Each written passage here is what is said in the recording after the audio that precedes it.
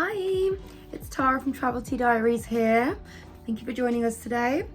In these videos, I discuss all things travel, my favourite travel trips, new adventures I've been on or want to go on, reviews of places I've gone to. If you want to stay in the know of all things travel, then like and subscribe. So today, I'm going to discuss one of my absolute favourite places to visit in the UK, called Bath in Somerset. So Bath is such a unique place, classic, historical, full of beauty, serenity, architecture, culture.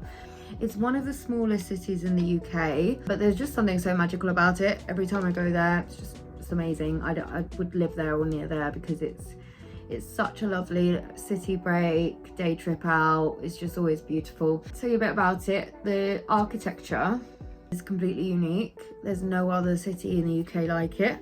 It's mostly covered in Georgian style Bath stone. So it's this kind of like golden coloured stone, and it just makes the houses look so classy.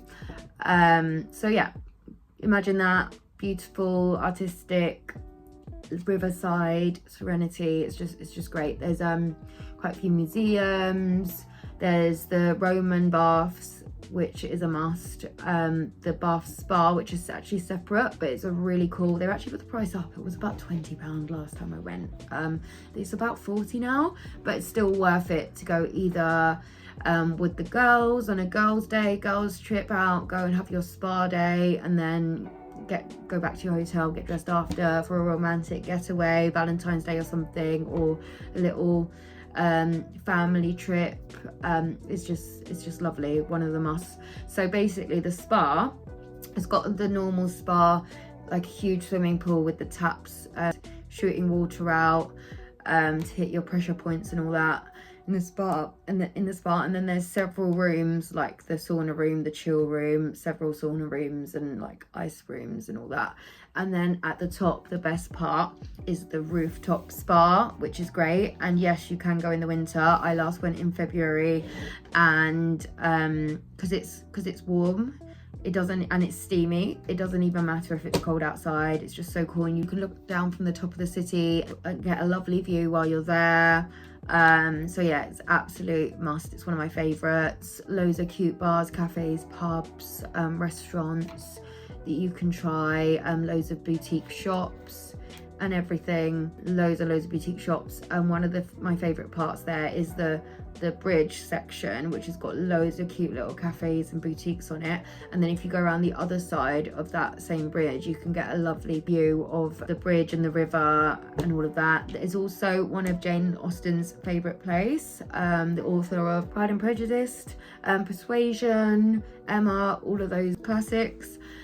She's got a whole memoir flowery thing of her for her in the park, and there's a Jane Austen museum that I went to the other day. Actually, it was really cool. It's different to other museums how they set it up, so I like that. Basically, they had it set up with actors dressed in costume in like vintage style, which is really cool, basically hosting the museum. And then they put us all in a room, which was quite small to be honest, but then more people turned up than they planned. I think we were there on a graduation day, so I think maybe that's why it was busier. We didn't know that. So yeah, then they put you in a room, and one of the girls that's dressed all in vintage, she's an actress, and she like hosts the museum in a very original way. She's like like acting like she's taking us back in time, basically, with how she's acting out and telling us about Jane Austen's life. And there's some really interesting things there that I didn't know, that most of us don't know. Like, her work wasn't even published under her name until after she died.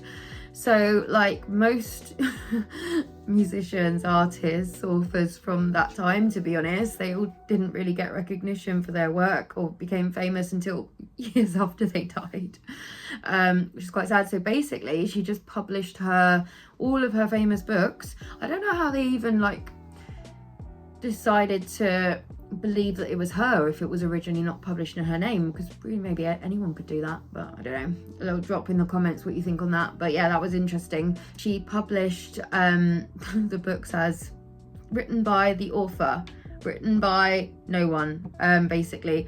And her brother is the one that went and published them all for her after she died. It's just absolutely mad.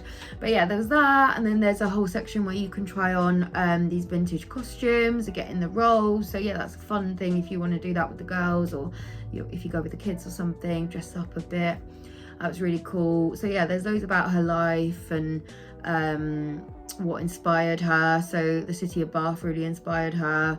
She did a lot of people watching by the looks of things, and so people she saw and knew, like all artists and authors, you take influence from the things you see around you and incorporate that into your work. So yeah, it's amazing she actually got recognition for that in the end. There's also a Mary Shelley Frankenstein kind of escape room type thing right next to the Jane Austen place.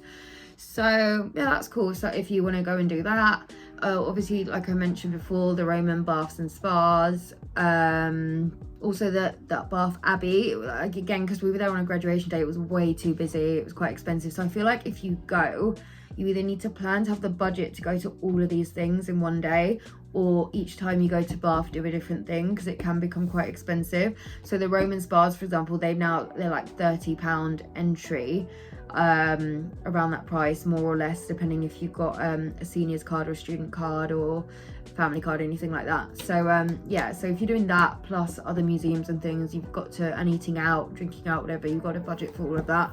Also, most people recommend going to Bath by train if you can, because obviously parking and driving in these cities can be quite hard.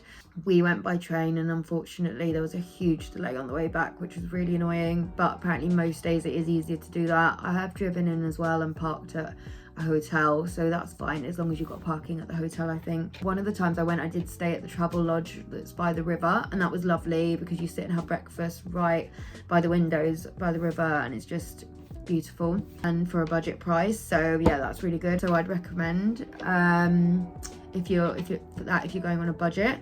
There's loads of bougie options if you want to go full class, but I'll leave that up to you. And then obviously the Royal Crescent, and there's also the Circus.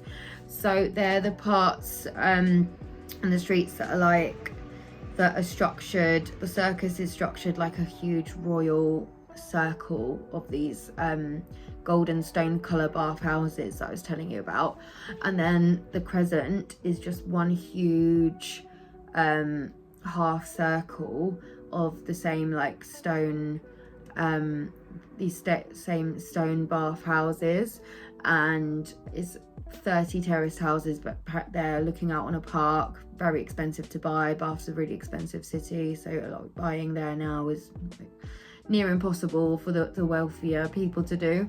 But yeah, like I say, I absolutely love it. It's worth it. It's beautiful there. They also have a fashion museum, several art museums and galleries. I've not been to any of these yet, but like I say, every time I go to Bath, I think you plan to go to a different one, because it can be a lot to go to too many museums and all that in one day, and then you don't end up enjoying it. So it's better to break these things up. And also to have a cycle around Bath, do some boat tours on the River Avon.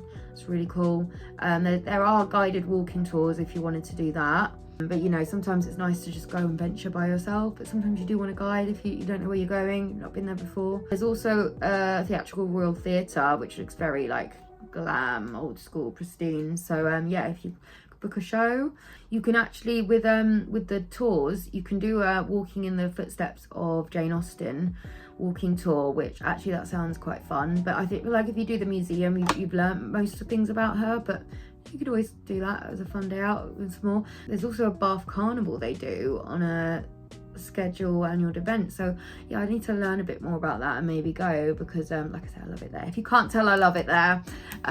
It's a great place to go. Have you been to Bath? What were your thoughts on it? Where would you recommend going? Drop your suggestions in the comments below. If you like this video, please do like and subscribe. It helps these videos reach more people. Yeah, if there's anywhere else you suggest to go in the UK, please do let me know. See you in the next one. Bye.